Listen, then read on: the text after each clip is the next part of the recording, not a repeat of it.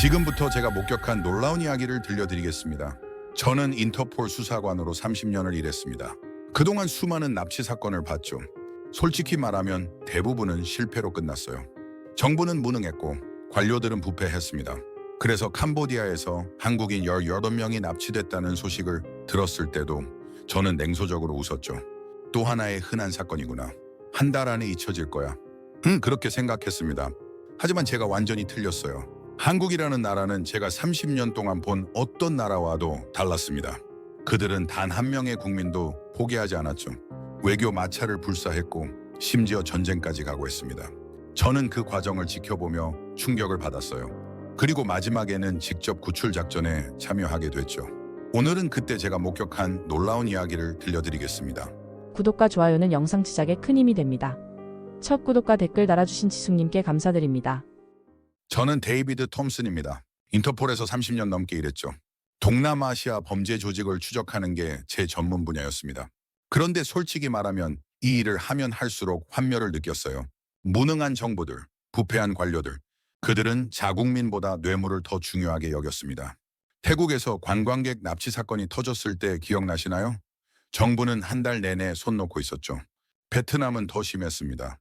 범죄자들과 경찰이 한통속이었어요. 저는 그런 현장을 수없이 봤습니다. 그래서 2024년 가을, 캄보디아에서 한국인 17명이 집단 납치됐다는 보고를 받았을 때도 그치 별다른 감정이 들지 않았어요. 또 하나의 흔한 사건이구나. 그렇게 생각했습니다. 프놈펜 외곽의 폐건물에 끌려간 한국인들, 범죄 조직의 전형적인 수법이었죠. 저는 책상 위에 놓인 보고서를 흘깃 보고는 한숨을 쉬었습니다. 캄보디아 정부가 뭘 할 수 있겠어요? 그들은 아마 형식적인 수사나 하다가 흐지부지 끝낼 겁니다. 한국 정부도 마찬가지일 거예요. 외교적 항의 몇 번 하고 보상금 협상이나 하겠죠. 저는 동료에게 말했습니다. here 이번 사건도 두고 보세요.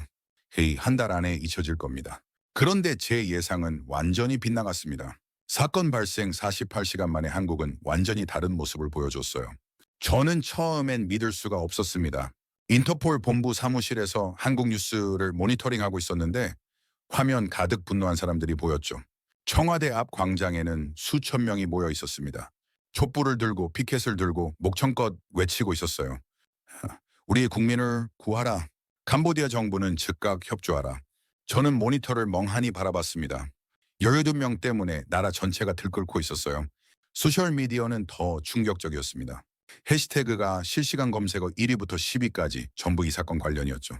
유명 연예인들이 구조를 촉구하는 영상을 올렸습니다. 일반 시민들은 서명 운동을 시작했어요. 저는 고개를 가로저었습니다. 과잉 반응 아닌가요? 물론 자국민이 납치된 건 심각한 일입니다. 하지만 이 정도까지 국가 전체가 나설 필요가 있을까요? 저는 동남아에서 비슷한 사건을 수십 건 봤습니다. 대부분의 국가들은 조용히 협상하고 몸값 주고 조용히 끝냈죠. 그게 현실적인 방법이었어요. Foreign Donation. 그런데 한국은 달랐습니다. 한국 언론들은 연일 캄보디아 정부를 비판했어요. 무능하다고 부패했다고 책임을 회피한다고 공격했습니다. 저는 속으로 생각했죠. 도대체 왜 이렇게까지 하는 거지? 그리고 3일째 되던 날이었습니다. 저는 인터폴 회의실에서 긴급 브리핑을 받고 있었어요. 한국 정부가 움직였다는 보고였습니다. 그런데 그 내용을 듣는 순간 저는 제 귀를 의심했죠. 외교부, 국정원, 경찰청이 합동으로 태스크포스를 구성했다고 했습니다. 24시간 만에요. 100명 규모의 전문가 팀이 프놈펜으로 출발했다고 했어요. 저는 브리핑 자료를 다시 확인했습니다.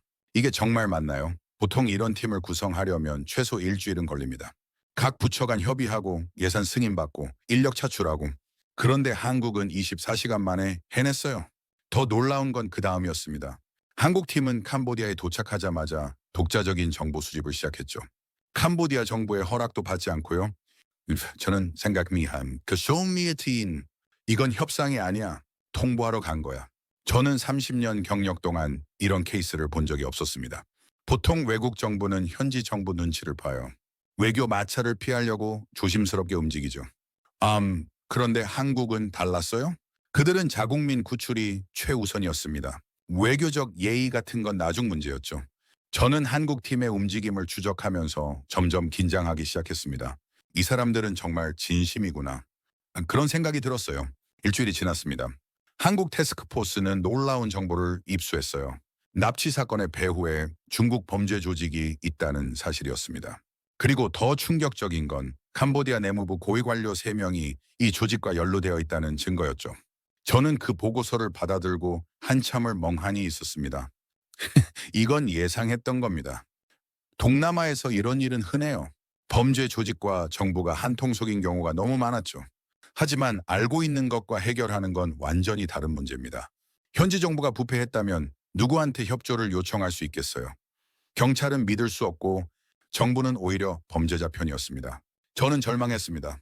이 사건은 끝났어요. 인질들은 아마 몸값을 받고 풀려나거나 최악의 경우 죽을 겁니다. 저는 그렇게 생각했어요. 그런데 한국 정부는 포기하지 않았습니다. 오히려 더 강경해졌죠.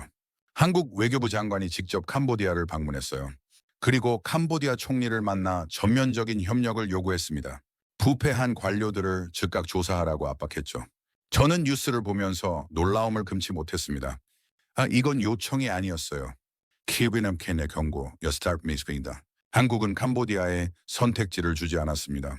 협력하지 않으면 어떻게 되는지 보여주겠다는 태도였죠. 그리고 10일째 되던 날 제 사무실로 긴급 전화가 걸려왔습니다. 한국 정부가 군사 투입을 검토한다는 발표를 했다는 겁니다. 저는 전화를 받고 잠시 말을 잃었어요. 뭐라고요? 군사 투입이요? 저는 급히 한국 언론 사이트에 접속했습니다. 정말이었어요.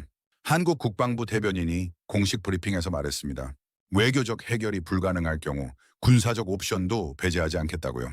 저는 의자의 등을 기댄 채 천장을 바라봤습니다. 정말로 전쟁까지 불사하겠다는 건가요? 여요반명을 위해서요? 이건 상식적으로 이해가 안 됐습니다. 국제 외교에서 군사 투입은 최후의 수단이에요.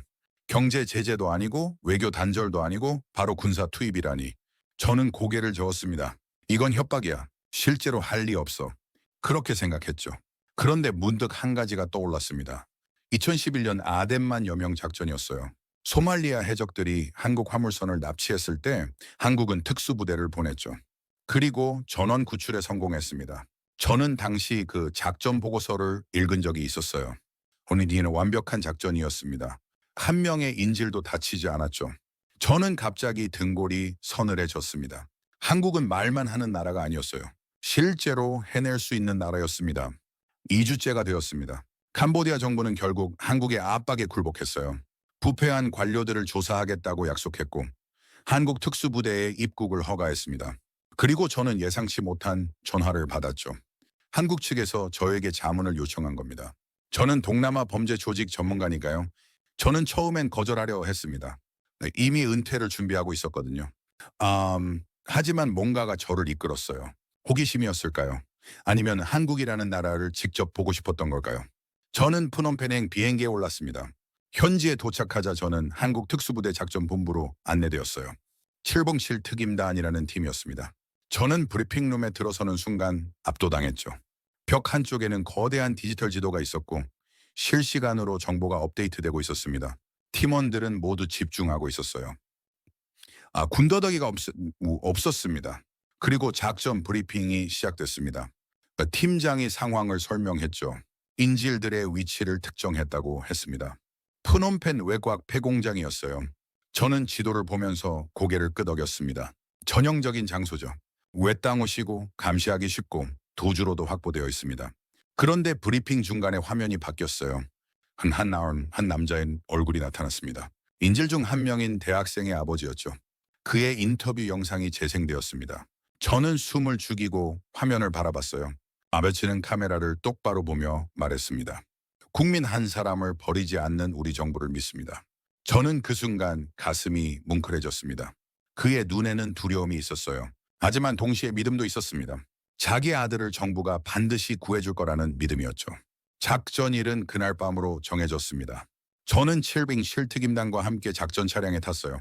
제 역할은 현장 정보 분석이었습니다. 30년 경력이 이럴 때 쓰이는 거죠. 우리는 프놈펜 외곽으로 이동했습니다. 밤 11시가 넘은 시각이었어요. 폐공장 주변은 캄캄했습니다. 가로등도 없었고 민가도 없었죠. 저는 열화상 카메라로 건물 내부를 확인했습니다. 인질들은 2층에 있었어요. 경비는 1층에 4명, 2층에 3명이었습니다. 저는 팀장에게 상황을 보고했죠. 진입 경로는 후문이 최선입니다. 경비가 가장 약한 지점이었거든요. 팀장은 고개를 끄덕이고 팀원들에게 신호를 보냈습니다. 그리고 작전이 시작되었어요. 저는 뒤에서 지켜봤습니다만 그들의 움직임은 정말 완벽했어요. 소리 없이 후문을 뚫고 들어갔습니다. 1층 경비들을 제압하는 데 30초도 걸리지 않았죠. 저는 무정의로 상황을 전달받으며 긴장했습니다. 2층으로 올라가는 계단에서 총격전이 벌어졌어요. 수온 총성이 들렸습니다. 저는 심장이 쿵쾅거렸죠. 그런데 갑자기 비명소리가 들렸습니다. 하느만스. 이내 한국어였어요. 저는 깜짝 놀라 무정의를 붙잡았습니다. 무슨 일이냐고 물었죠? 팀원 한 명이 부상당했다는 보고가 들어왔습니다. 범죄자 한 명이 칼을 휘둘렀고 팀원이 저를 보호하려다 칼에 맞았다는 겁니다. 저를요? 저는 현장에 없었는데요. 나중에 알았습니다.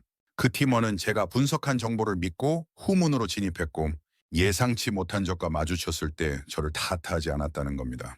오히려 저를 지키려 했다고요. 작전은 성공적으로 끝났습니다. 인질 17명 전원 구출이었어요. 팀원 한 명이 부상당했지만 생명에는 지장 없었습니다. 저는 구출된 인질들을 봤습니다. 그들은 울고 있었어요. 안도의 눈물이었죠. 그리고 특임단 팀원들에게 고맙다고 연신 인사했습니다. 저도 그들에게 인사를 받았어요. 정보 분석을 도와줘서 고맙다고요. 저는 뭐라 답해야 할지 몰랐습니다. 그저 고개를 끄덕일 뿐이었죠. 다음 날 저는 한국 대사관으로 초대받았습니다. 대사님이 직접 감사 인사를 하더군요. 그리고 작은 기념패를 주었어요. 저는 그걸 받아들고 멍하니 바라봤습니다. 제가 뭘 했다고 이런 걸 주시나요? 대사님은 웃으며 말했습니다. 한 명의 국민을 구하는 데 도움을 주셨으니까요. 저는 그 말에 가슴이 뜨거워졌습니다. 런던으로 돌아가는 비행기 아니었습니다. 저는 창밖을 내다보며 생각에 잠겼어요. 30년 동안 인터폴에서 일하면서 수많은 나라를 봤습니다. 그중 대부분은 실망스러웠죠. 자국민보다 정치를 우선시하고 국민보다 체면을 중요하게 여기는 나라들이었습니다. 저는 그런 나라들의 환멸을 느꼈어요. 그래서 한국도 마찬가지일 거라 생각했죠. 하지만 제가 틀렸습니다. 한국은 달랐어요. 그들은 단 한 명의 국민도 포기하지 않았습니다. 17명을 위해 나라 전체가 움직였죠. 외교 마찰도 불사했고 군사 투입까지 검토했습니다. 저는 노트북을 꺼내 한국에 대한 보고서를 작성하기 시작했습니다. 처음에는 냉소적인 평가를 쓰려 했어요. 하지만 손이 움직이지 않았습니다. 대신 다른 문장들이 나왔죠. 한국은 국민을 최우선으로 생각하는 나라다. 그들의 당열력과 위기 대처 능력은 놀라웠다. 저는 이 나라를 존경한다. 저는 보고서를 저장하고 창밖을 다시 바라봤습니다. 구름 사이로 햇빛이 비쳤어요. 런던에 도착하면 인터폴 동료들에게 이 이야기를 해줘야겠다고 생각했습니다. 한국이라는 나라가 얼마나 대단한지, 그들이 어떻게 불가능을 가능으로 만들었는지. 저는 60대의 나이에 비로소 깨달았습니다. 진정으로 국민을 생각하는 나라가 어떤 모습인지를요.